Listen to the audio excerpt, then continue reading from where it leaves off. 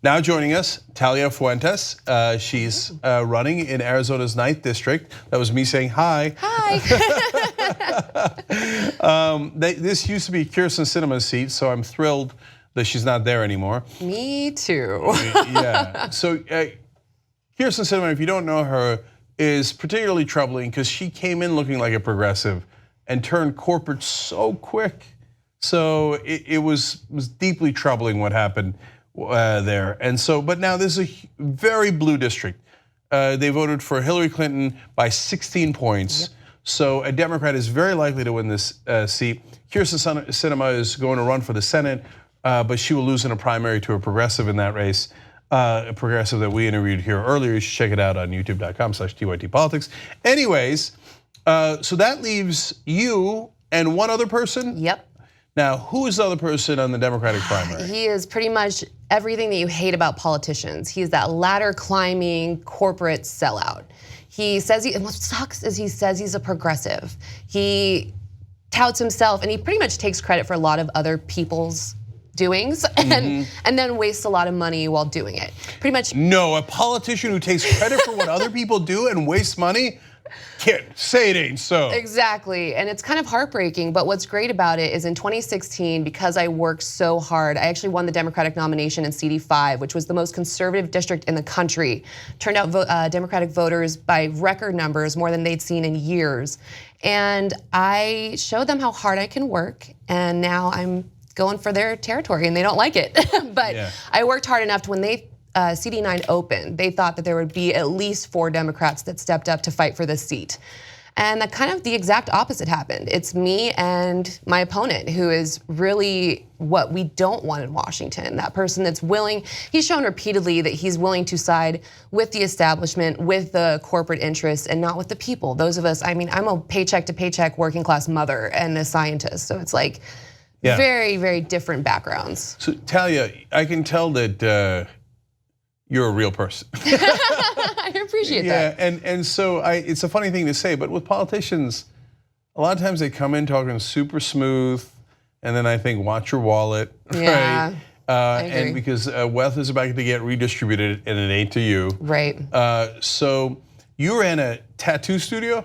No, I managed one. Oh, you managed one. Okay, big difference. Yeah, because especially it's a male-dominated industry dealing with men that are don't think that women belong in that industry. It was interesting managing that type of personality and having to instigate, hey, you need to follow OSHA guidelines and those kind of things. So I'm used to dealing with personalities that can be a little bit more difficult and aren't very receptive to the female persona. So. Well, you're gonna fit right in at Congress because you have to deal with those guys all the time.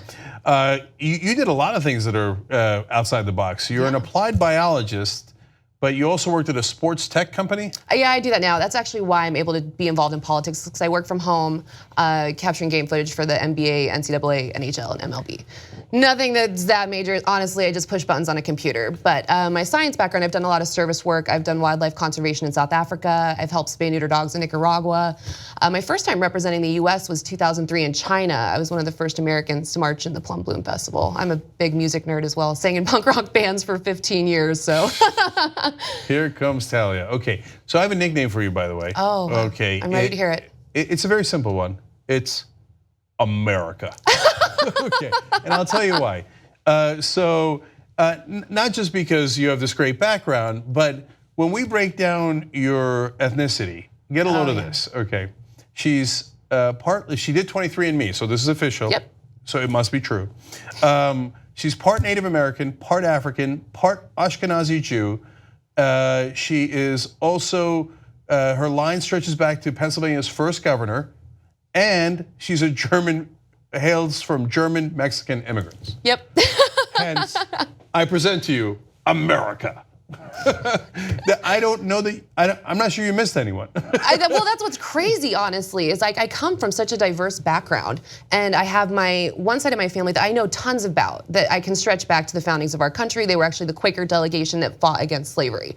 And then I've got my grandfather's side, which is, we can trace back 2 generations, and that's it. And that kills me because that's my culture that's lost. And I mean, yes, it's become American and speak English, and so I am now the generation of Hispanics that I don't speak English, and my son does not, or does not speak Spanish, and so we're in a position now where we've lost our culture, and I'm trying to re-identify with it, and I'm so thankful that we have genetics and science that are able to show us who we really are.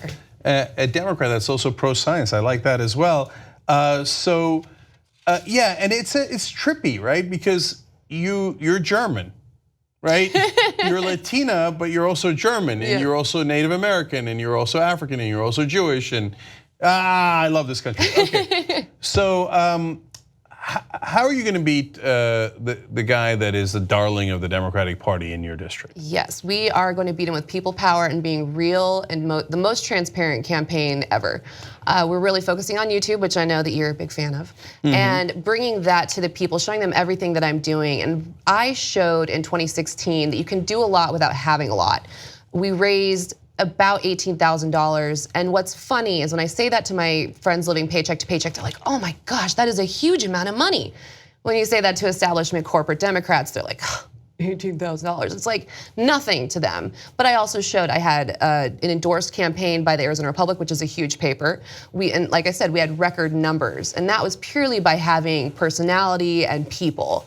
And so what we need, because this is the only seat in Arizona that we can actually really make a huge shift in the state of Arizona, we can actually change how the Democratic Party in Arizona is structured and how it functions if we win this seat. But the thing is, I don't like money being in politics, so I don't like to be on the phone fundraising. I don't want to waste my time. I'd much rather be knocking on doors talking to voters. So we need to find those people that are outside the state that are willing to put their money into Arizona, because Arizona, when you look at our media demographics, they're progressive. It's not conservative. So we have people that are just uninspired by the party. And I kind of see candidates as the recruiters for the party, and the type of people that you're running are gonna decide who's gonna be involved. And until they see people that look and talk and wanna hang out with, then they're not gonna wanna be involved, so. Yeah, so in fact, let's show the links for Talia on the screen. And if you're watching this later on YouTube, the links will be down below in the description box. They'll be in the comment section on Facebook. Just click on it.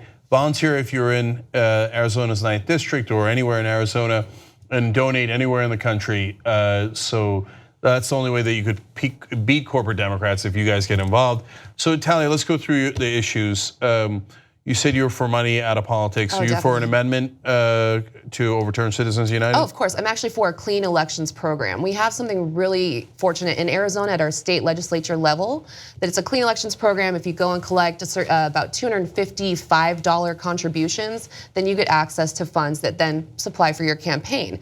And that's pulling out the dark money influence. It's kind of leveling the playing field and enabling people who can't traditionally be involved to be involved. And I see that type of program for our federal level changing the game entirely, because it changes the type of people. How about healthcare?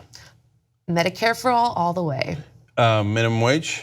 Need to raise it, because guess what? The wage distribution is driving me insane. I work my butt off and I am still making, I don't even want to say what I make here. It's really sad. Yeah, no, but look, that's the thing. That's why corporate Democrats drive me crazy. They never said the sentence that you just said.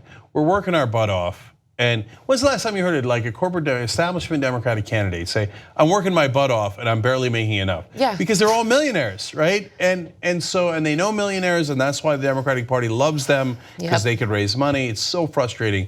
We need real citizens, real progressives in office. So the environment, you're a scientist. Oh, of course. I mean, that's the big thing, is I believe in climate change, and it's frustrating because language has such a huge impact on politics and global warming. They're like, well, the planet's not warming, and what most people don't realize is our planet's primarily ocean, which the oceans are what's warming. So it's interesting to have that dialogue, but it goes back to education. We need to have a better education system so that people are willing to trust science and willing to understand that climate change is real. Yeah, or 99.5% of scientists are working with the Chinese to create this hoax. Wait, now wait a minute, you're a scientist. Are you working with the Chinese?